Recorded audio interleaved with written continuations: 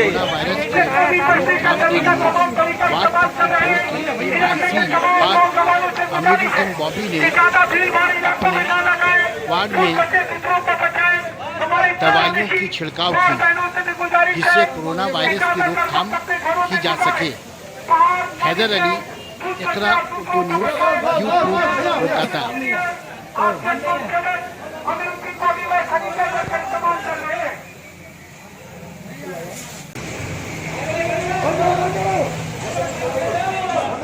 बंद करो भैया, बंद करो।